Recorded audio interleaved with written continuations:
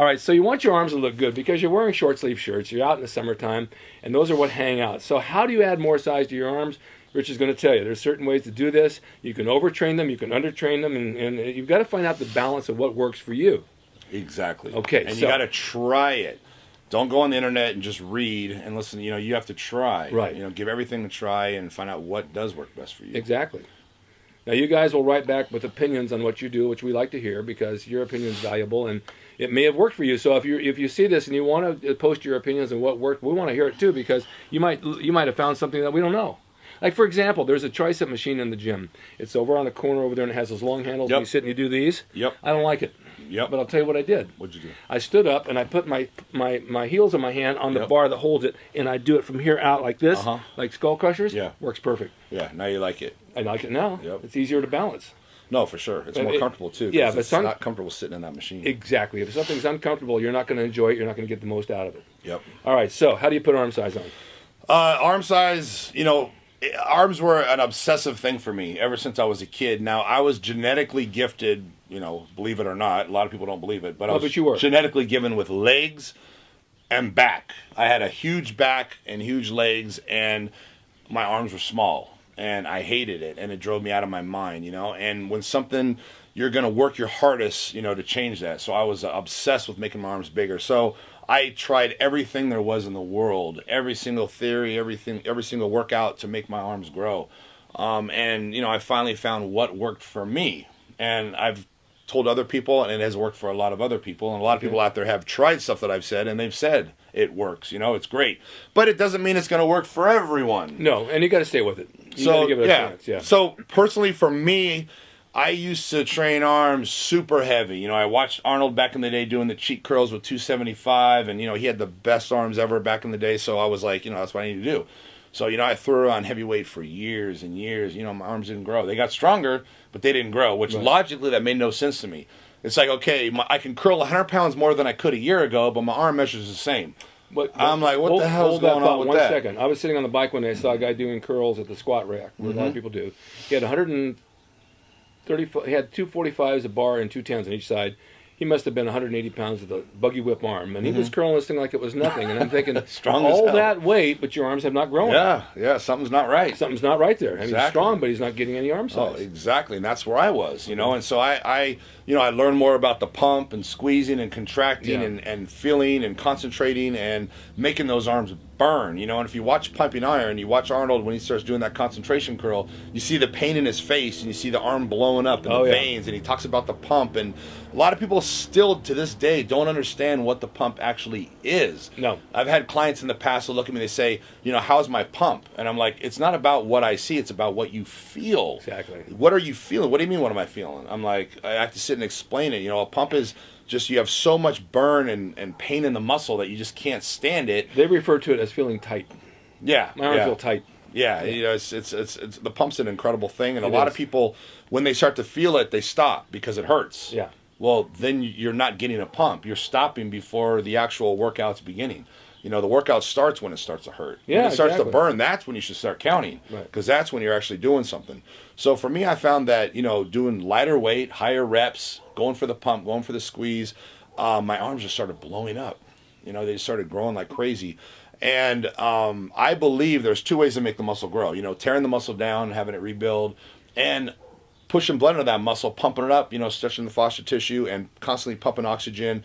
And I think that muscle blowing up and is teaching the muscle and training the muscle and making the muscle become bigger. Yeah. And so those are the two ways that make the muscle grow. Now, which one's better? You need both. But for arms, for me, the pump method is superior. Now, for back and chest, definitely the heavy weight, you know, is what got my back, the thickness, the width, was heavy weight. Now, when I'm training back heavy, my arms are getting that heavy work too. You know, when you're doing heavy lat pulls, heavy rows, whether you like it or not, your arms are involved in pulling in a heavy weight. Absolutely. So on arm day, you don't necessarily need to really hit heavy weight. You just hit it 2 days ago when you trained back. So I go more for the pump. Triceps, same thing. When you're bench pressing, you know, you're using a lot of triceps. You know, whether you realize it or not, those tris are pushing that weight. And so you're getting that deep muscle fiber, you know, and you're developing strength, and you're working that tricep in a way of, creating mass. So when it's tricep day, I believe, light it up and go more for the pump. Isolate it. How do you know when you've done enough? For example, you're doing 3 or 4 sets. You got a good pump. I don't know if you can get a pump any more than that. And sometimes you go beyond that and you kill the pump and it goes the other way. Then you've gone too far. You've gone too far, yes. Exactly. And the thing is that sometimes you can kill the pump, not because you've done too much, but maybe you rested too long between sets. You talked to this person too long. A pretty girl came your way, and you stopped and had to chat with her for 10 minutes. Which, hey, I'm not knocking you. That's all good. I do the same thing. Oh, I don't. I tell them to leave. I'm getting a pump right now. Leave me the hell alone. Yeah, I'm busy here. You might look good, but I'm busy working out. Exactly. But that's another way to lose the pump. And so as long as you keep going and keep going, eventually, obviously, if you train too long, you can lose a pump. And sure. if you had a pump and you're curling it, it's gone. You're done. It's over. Yeah, it's done. Yeah, it's done. All right. I have one more question. What about before you train? If you take this super pump or something like that before you train, do you think that helps? I think it does help. I've noticed a difference in some products. I have noticed a little bit of a difference. It also depends on your breakfast. Depends on what you ate the night before. I'm sure, as if you eat something that has a lot of salt and really high in carbs right before you go to bed, the next day you wake up and you're just veiny and full, totally. and your pump at the gym is incredible. So sodium plays a big role, carbs plays a big role, sugars. So, also what you've eaten, maybe what you ate for breakfast, what you ate the night before plays a big role in the pump. If you go to the gym on an empty stomach, you're going to have a tough time getting a pump. There's two theories on that. Now, I like to get up and eat before I go to the gym. I think I need fuel in order to train. Yeah. I have people tell me they don't eat before they go to the gym because it burns body fat. Yeah. They're more concerned with burning body fat than building muscle. Does it burn body fat? It does because you fasted all night. You don't have it, depending on what you ate before you went to bed. But, logically you're going to because you're on an empty stomach, so your body's using the fat, for fuel. But you have no energy to train. Yeah, you don't have energy to train. As far as muscle building, it's not that productive. As far as, getting rid of fat, it works. But if you're trying to gain muscle, I would say you definitely need to have some food in your stomach, have some carbs. One last question. We've exhausted that pretty much? I think so. Okay, I have one last question then. When your segment before, we're talking about eating in real food and putting size on, putting weight on, getting your calories up, getting your arm size up, getting your back size up, and we're trying to gain and trying to gain and trying to gain. The last place we want to gain is in the waist. Right. We want to keep that down. I mean, your waist for a guy your size is small. I try. And you have no fat on it. But I'm saying this as a compliment. Thank you. Thank you very much. Number two, it's not easy to do. Yeah. It's not easy because when you eat, you do gain and your pants get tighter. Yep. So how do you prevent that? For me, I use that as my gauge, how my waist looks in the mirror, how deep my abs are, how small my waist is. If I start to get a little overhang here, I know I need to do something. Either up the cardio, up the training intensity, up the training sessions, how long I train for. Okay. Drop the carbs a little bit. I play with my carbs constantly. Sometimes I eat less carbs at night, obviously. Sometimes I'll eat no carbs at night. Going on how I look, I might do low carbs for a week straight just because I feel like I'm getting a little bit on the border of, not looking good. So I need to drop my carbs for a week. Sometimes I get where I'm almost feel like I'm too lean, believe it or not, because I like to stay somewhat full. When you get too lean, you lose that fullness in the muscles. So you got to find that even medium to where you're full, you feel good, your muscles are full, you're having good workouts, you're happy. There's that even medium, but you still are looking the best you can. These are terms that a lot of people don't understand. Now, here's another one for you. I'm sure you're familiar with is vacuums. Sure. Now, nowadays, I just bought a new at the roller ball from my living room that I do real well with.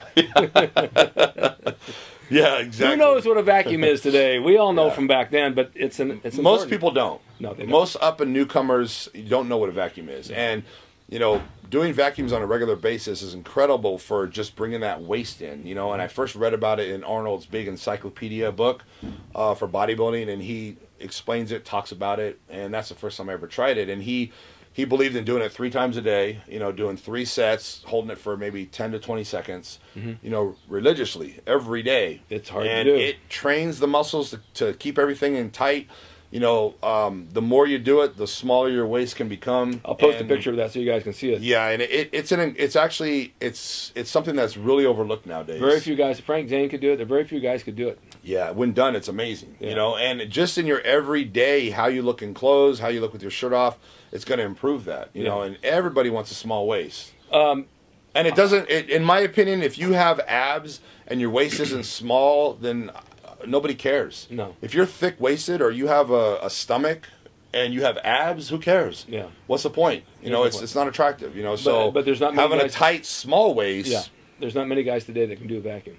No, not at all. It's not even part of competing anymore. No, you never see a guy on stage do a vacuum. Yeah. I don't think any top professional bodybuilder can even do a vacuum. I don't think so. And it looks incredible when done right. Oh, sure. And that's why these guys in the 70s had these little, I mean, that's not the only reason, but that's one of the reasons. They had these little tiny waists. And to me, if you lose that tiny waist, then there's no point in doing what you're doing. Exactly. I mean, that's just my personal opinion. I think that, bodybuilding is about symmetry, it's about aesthetics, and if you lose that small waist, then, I don't... Well, years ago, bodybuilding was about having wide shoulders and a small waist. They always said, oh, you got the V-taper, you got the V-taper. Yep. And that's what it was. And like Steve Reeves, he had broad shoulders and a small waist. Most all the guys did. Today, you see broad shoulders and there's the waist. Yeah. So it's all changed throughout the years, but that's what most attractive look. No, definitely. And, it's gone the other way, and I wish these judges would change it. They could change it very easily. Sure. All you got to do is just,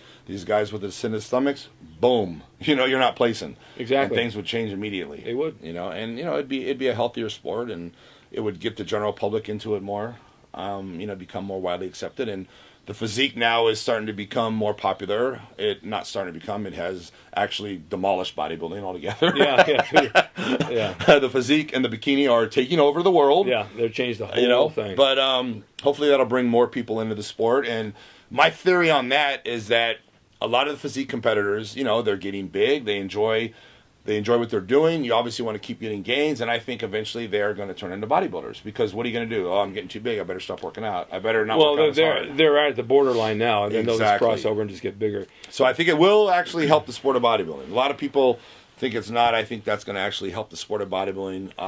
I think it will, too, because take a look. people. I'm back in my generation. Not many guys worked out. There was 10 of us at the beach that were seen around town that were bodybuilders. The rest weren't. Now you go to an audition today, you're out, almost every guy has a good build. Mm-hmm. Everybody's in good shape. They're not huge, but they're lean and they look good. Yeah. And that's where the country has gone, at least here on the West Coast. Midwest, it's a whole different story. But those guys do want to be bodybuilders, and they want to stay lean and hard, and they like to gain a little size, too, so it might transition. Yeah, I think so. I hope so. Definitely. That'd be nice.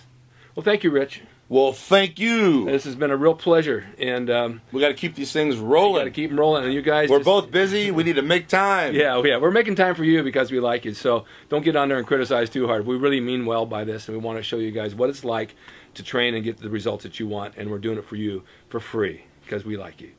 Thanks again for watching Rick's Corner, and stay tuned for more because I'm going to have one a week, every week, brand new one. And also you can catch me on EmpowerMe.tv, Rick Drayson Live and Tough and Tender. I have 2 other shows, one on fitness nutrition, one on relationships, which is really good because all you guys have relationships and your girls are fighting with you all the time.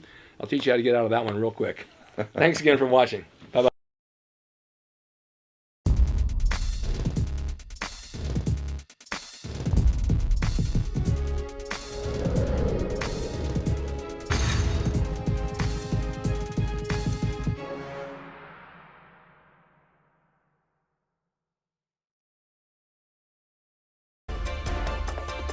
It's RickDrayson.com. He is the equalizer, baby. See you next time.